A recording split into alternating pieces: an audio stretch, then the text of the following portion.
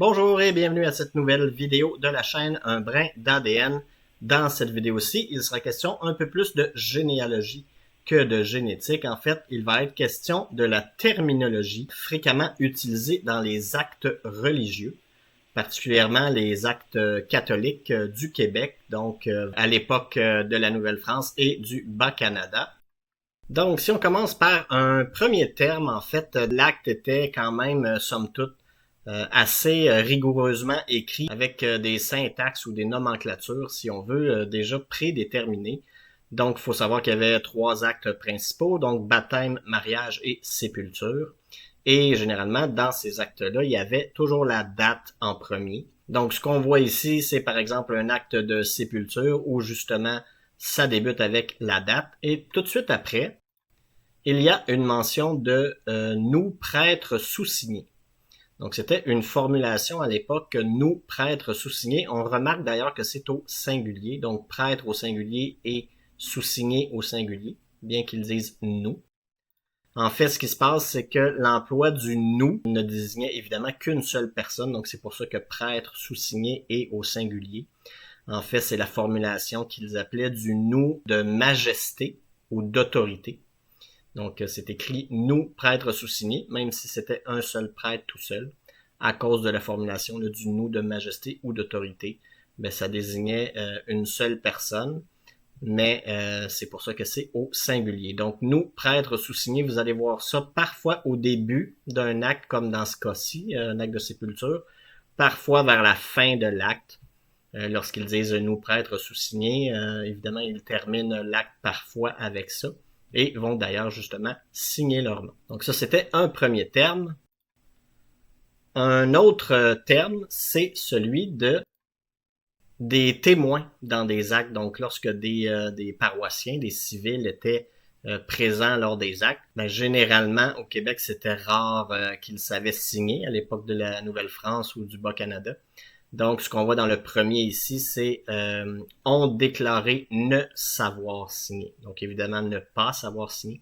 Donc, ils ont déclaré ne savoir signer. Ou une autre formulation, bien, qui n'ont su signer. Donc, ça peut être 2 sortes de formulations que vous allez trouver dans les actes, donc qui ont déclaré ne savoir signer ou qui n'ont su signer. C'est 2 façons de mentionner qu'il y avait des témoins, mais que leur signature n'est pas présente sur les actes. Parfois, ils vont avoir mis une croix comme signature. Et lorsque c'est des actes retranscrits, ben, il n'y aura simplement rien. En fait, il va y avoir la signature des prêtres, mais il n'y aura aucune autre signature, sauf parfois des croix. Un autre terme ensuite qui peut être retrouvé fréquemment, c'est celui de la notion de publication de 3 bans, B-A-N-S. Donc ici, on voit après la publication de 3 bans, B-A-N-S. Donc, qu'est-ce que c'était des bans? Eh bien, ce qu'on peut voir ici dans un document écrit originellement en 1703, le rituel du diocèse de Québec, en fait, on voit que la publication des bans est une publication que les curés font au peuple, qu'il y a promesse de mariage entre telle et telle personne pour découvrir si elles ne sont point engagées dans quelqu'un des empêchements qui pourraient faire obstacle à leur mariage. Donc, en fait, ça servait de mentionner publiquement que des personnes allaient se marier et donc de s'assurer avec un délai raisonnable et plus d'une publication. Souvent, c'était 3 publications, donc pour s'assurer que les 2 personnes pouvaient bien se marier et qu'elles n'étaient pas déjà engagées ou déjà mariées avec d'autres personnes. Donc, ça servait à ça. Et évidemment, eh bien, ça avait des frais. Donc, l'Église catholique pouvait donc aller se chercher des revenus avec la publication de ces bans de mariage-là. Une autre notion, les bans ne peuvent être publiés que dans l'Église paroissiale. Ces publications doivent se faire de telle manière qu'il y ait au moins 2 ou 3 jours francs entre chacune, par 3 dimanches ou fêtes chômées, au prône de la grand-messe, et non pas des vêpres ou aux messes de confrérie. Donc, c'était une petite précision sur les façons de publier les bans. En fait, c'était fait au prône de la paroisse. D'ailleurs, on va tout de suite voir qu'il est justement question du prône dans cette notice-là, dans cet acte-là. Donc, on voit « Faites au prône » de notre messe paroissiale. Donc, le prône, qu'est-ce que c'était? Eh bien, c'était une expression qui indiquait l'ensemble des instructions et annonces que les prêtres faisaient au cours de la messe paroissiale, parmi lesquelles le sermon, appelé aujourd'hui l'homélie. Donc, les publications au prône de ban de mariage au prône de notre messe, en fait, c'était les instructions et les annonces que les prêtres faisaient au cours de la messe. Donc, c'était des publications, en fait, qui étaient verbales plus qu'autre chose. Donc, au prône de la messe, c'était en fait lorsqu'il faisait son sermon et son homélie, il faisait en même temps certaines annonces ou des instructions. Donc, c'était ça, le prône de la messe paroissiale. Ensuite, un autre terme qui revient souvent dans les actes religieux, c'est celui des dispenses. Donc, ici, on voit la dispense des 2 autres bancs. Donc ici, on voit qu'il est encore mention des bancs ici là, de mariage. Par contre, il est question de dispense. Donc, pour ceux qui ont un peu de misère à déchiffrer là, le contexte autour de ces mots-là, donc, aucun empêchement de mariage et la dispense des 2 autres bancs, comme il apparaît par lettre. Donc, on voit ici là, par lettre de sa grandeur, Monseigneur, de telle messe, en date du 30 septembre.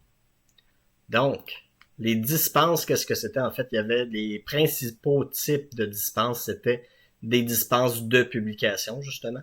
Et justement, ça devait être un évêque souvent qui donnait ça. Donc ici, on voit Monseigneur ici, qui était un évêque. Donc, il fallait obtenir une dispense si on pouvait pas faire la publication de 3 bancs. Eh bien, on devait obtenir une dispense de l'évêque. Donc, dans ce cas-ci, c'est ce qui est arrivé, c'est qu'il y a eu un banc, une publication de banc, et il y a une dispense des 2 autres bancs, donc de la part de l'évêque. Donc, c'était un des types de dispenses. Sinon, il y avait des dispenses de consanguinité aussi, et dispenses de disparité de culte. Donc, si 2 personnes de religions différentes voulaient se marier, il fallait obtenir une dispense pour indiquer que, même s'ils n'étaient pas de la même religion, ils se mariaient. Il fallait que l'évêque émette une dispense, ou évidemment, consanguinité, qu'on verra un peu plus loin. D'ailleurs, si on arrive à cet autre extrait d'acte, on voit justement ici qu'il y a une dispense là, de degré de consanguinité. Donc, en fait, ils se sont, on voit là, plus haut dans le texte ici, qu'il n'y a pas eu d'opposition quelconque. Or, l'empêchement de 3e degré de consanguinité simple. Donc, qu'est-ce qui arrivait dans ce temps-là? Ça prenait également aussi une dispense. Donc, on voit ici, les parties ont obtenu dispense. Donc, ça prenait une dispense s'il y avait de la consanguinité. Et on voit ici une autre formulation. Donc, on voit ici des dispenses du 2e degré de parenté. Donc, parfois, il parlait de degré de consanguinité simple. Et ici, c'est question de 2e degré de parenté. C'était la même chose, en fait. Il faut juste savoir que la consanguinité, là, une notion de parenté, n'était pas exactement définie de la même façon avec le droit canonique, donc religieux, et le droit civil. Dans ce cas-ci, c'est évidemment des actes religieux, donc ce qu'on va voir, c'est les façons de calculer les degrés de consanguinité par le droit canonique. Eh bien, c'était comme suit. Donc, le 1er degré, c'était directement frère et sœur, donc avec un parent en commun. Le 2e degré, c'est des cousins germains, donc des grands-parents communs.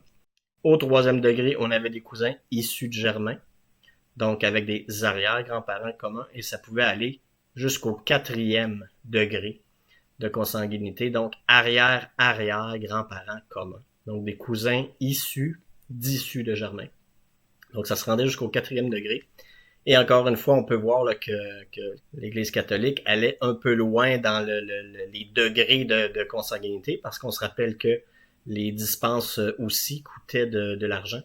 Donc évidemment, il aurait peut-être pu s'arrêter au 3e degré, mais le fait d'aller jusqu'au 4e degré de consanguinité, donc arrière-arrière-grands-parents communs, d'un point de vue médical, c'est pas si grave que ça, avoir un arrière-arrière-grand-parent commun. Mais évidemment, l'Église se rendait jusque-là, notamment parce que ça permettait de ratisser plus large, si vous me permettez l'expression, et d'obtenir plus d'argent pour que les dispenses soient octroyées. Donc, le fait d'avoir un arrière-arrière-grand-parent commun, ça semblait grave, ça exigeait des dispenses, alors que d'un point de vue strictement médical, c'est pas si grave que ça. Évidemment, les 2 premiers degrés, c'est peut-être un peu plus problématique, mais rendu là, c'est peut-être questionnable le fait d'exiger une dispense, mais c'était justement parce que c'était une source de revenus pour l'Église. Ici, ce qu'on peut retrouver en terminant, je vais faire un écho à une autre capsule que j'ai fait. Donc, si vous voyez ce terme-là dans certains actes, qui est ici, on voit « admirer encore ». En fait, dites-vous que parfois les actes ont été retranscrits. Donc, il se peut que si vous faites de la généalogie, vous allez voir des actes, ce ne sont pas les actes originaux, mais des retranscriptions qui ont eu lieu. Donc ici, on voit « admirer encore ». Donc, ça peut être vraiment, si vous tombez là-dessus, une question que vous posez, ou c'est un exemple de terme qui pourrait y avoir. Bien, je vous invite à voir une autre capsule que j'ai fait à ce sujet-là.